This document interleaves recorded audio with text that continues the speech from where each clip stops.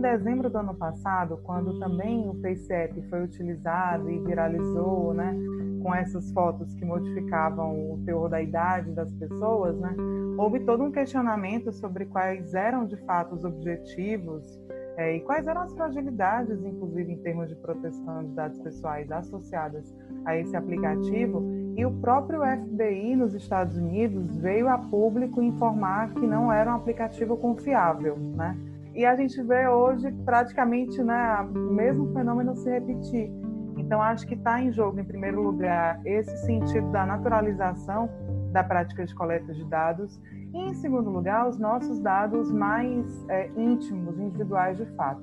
Tem um texto que está em inglês dos termos de uso desse aplicativo apenas, embora a interface dele esteja em português, né, o que já mostra que não tem uma vontade da transparência para essas práticas.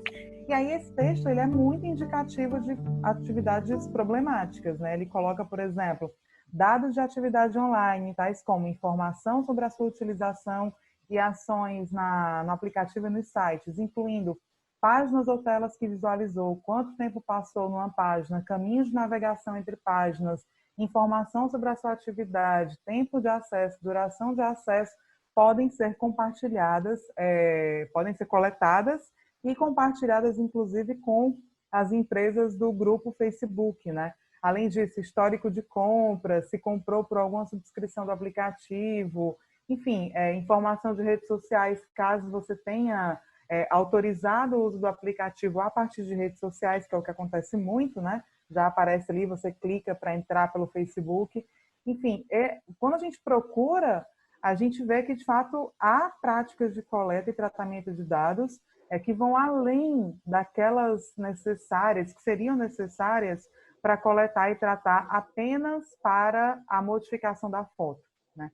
Então, a gente já tem, nitidamente, uma política que ultrapassa aquela que ela supostamente se destina, né? Se ele quisesse apenas coletar a nossa foto para brincar com ela, permitir que a gente brincasse com ela, ele não precisaria acessar essas outras informações. Por que alguns conteúdos viralizam tanto e outros não? A gente sabe que tem toda uma lógica de gestão algorítmica que faz com que alguns conteúdos apareçam e outros não, né?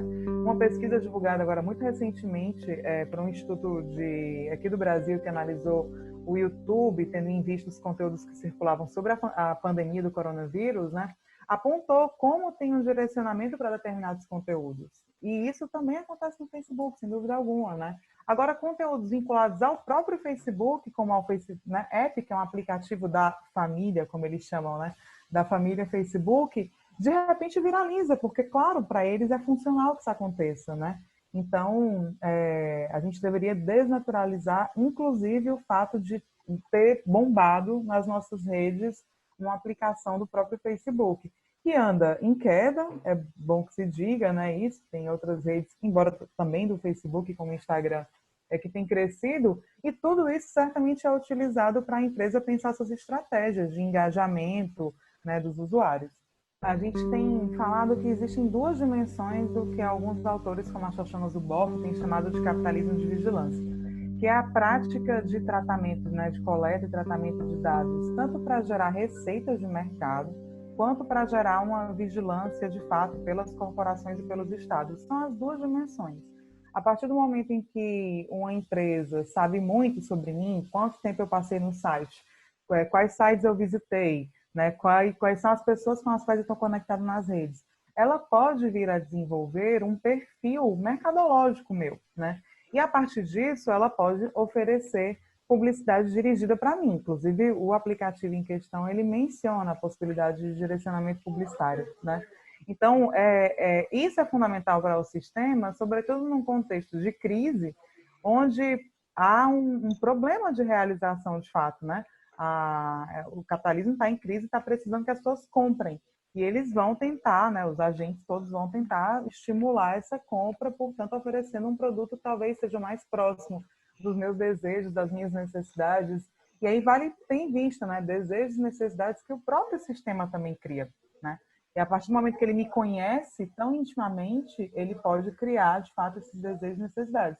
Além disso, tem uma prática que é a da vigilância mesmo, dos meus comportamentos e que pode gerar uma certa modulação do meu comportamento, né? Então, se empresas, corporações e estados sabem o que eu frequento, o que eu gosto, o que eu penso, os meus desejos, né?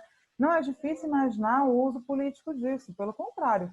As eleições que a gente, né, já tem visto nos últimos anos, do Trump, do próprio Bolsonaro, né, foram muito baseadas em coleta de dados, então, e de direcionamento de anúncios publicitários a partir desses perfis que são construídos tendo em vista a partir da apropriação dos dados privados, né? Então, as consequências disso são inúmeras, né? E certamente são muito funcionais para uma lógica de aproximação, né?